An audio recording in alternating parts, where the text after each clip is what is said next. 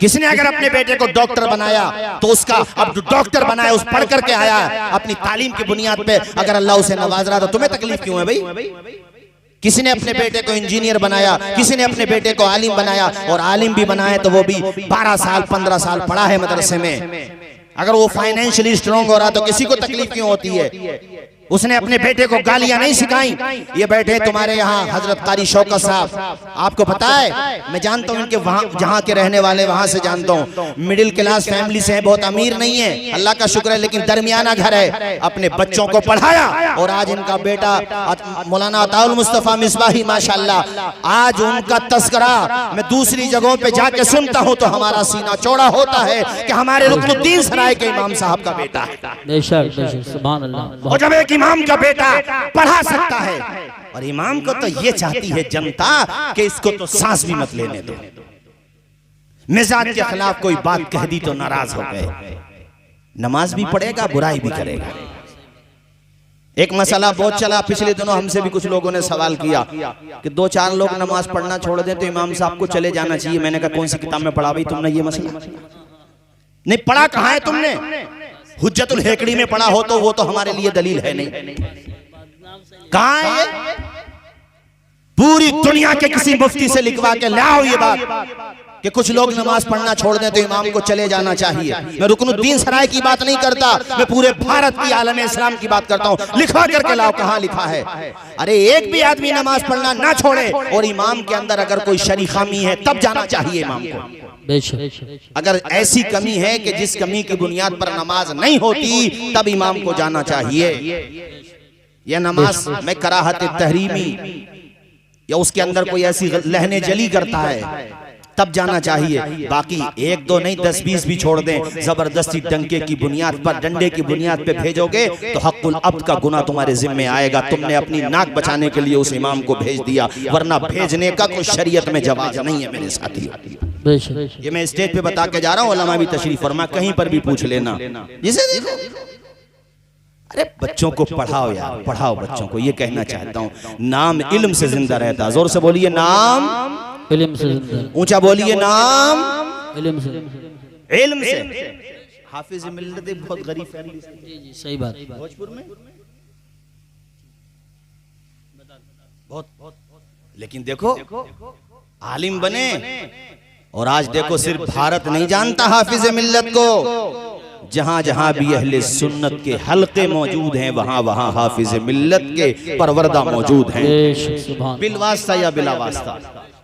अजमलुल उलूम हुजूर अजमल उलमा को जहां जहां भी अहले इल्म पाए जाते हैं, जाने जाते हैं, तो दौलतों पे मत इतराओ साहब, ये दौलत तो तुम्हारी मरने के बाद खत्म। मैंने दुबई के प्रिंस का नाम बताया तुम्हें, दुबई के बादशाह का नाम बताया, वो बादशाह जो अरबों खरबों मिलियन की बात कर रहा हूं मैं, जिसकी दौलत का कोई अंदाजा नहीं, जिसने बुर्जे दुबई बनाया, न जाने कितनी बड़ी बड़ी इमारतें बनाई, लोग उसकी तारीफ भी कर रहे थे। ठीक है फौत हो गया, हम कुछ नहीं कहते, मगर मैं कहता हूं कि काश बुर्जे दुबई का जितना पैसा उसने इन्वेस्ट किया बड़ी बड़ी इमारतों बनाने में, अगर कोई यूनिवर्सिटी बना करके चला जाता, अगर कोई तालीमी इदारा बना करके चला जाता तो उसे याद रखा जाता, जिंदा रखा जाता। बेशक बेशक, सुभान अल्लाह।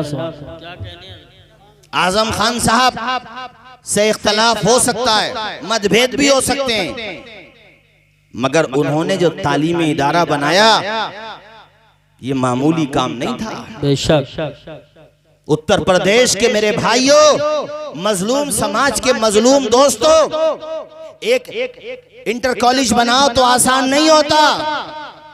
इतना बड़ा इदारा बनाना, इतना बड़ा इंस्टीट्यूट बनाना, मैं कहना यह चाहता हूं कि उनकी पॉलिटिकल जर्नी अगर खत्म भी हो जाए तो कारी साहब इतिहास का तो वो बंदा पार्ट बन ही जाएगा।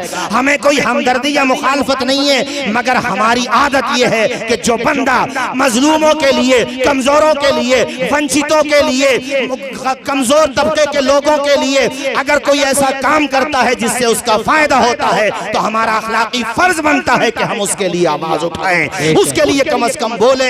इसीलिए मैं कहना चाहता हूं, ऐसे ही राम मनोहर लोहिया हॉस्पिटल देखो दिल्ली में, लोगों ये चीजें जिंदा रखने वाली होती हैं। मैं आपसे कहना ये चाहता हूं कि अगर तुम्हारे पास पैसा हो जाए तो इस पैसों को झगड़ों में कभी बर्बाद मत करना, बल्कि ये पैसा उठाना तो समाज की बेहतरी के लिए और बच्चों की तालीम के लिए उठाना। सुभान अल्लाह, बहुत अच्छा पैगाम, बहुत अच्छा पैगाम।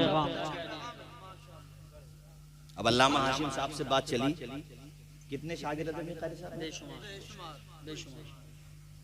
अपने यहाँ पे तकरीर करने आते थे कारी साहब, तो खैर माशाल्लाह बहुत साथ रहे, कुछ प्रोग्राम में हम भी रहे, सीधा साधा, और देखो पूरा भारत उन्हें याद कर रहा है।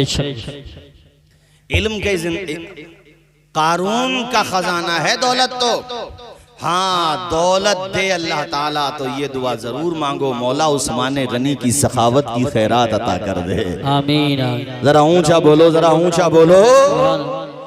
हाय हाय हाय।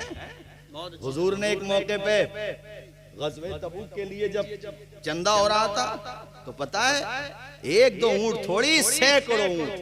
अरे उस जमाने में भाइयों ऊंट का मतलब होता था आज की शिफ्ट गाड़ी है, कितना सब कुछ। उसके बाद भी कहा हुजूर अगर मेरी जान की भी जरूरत पड़ेगी दीन के लिए वो भी कुर्बान कर दूंगा। सुभान अल्लाह।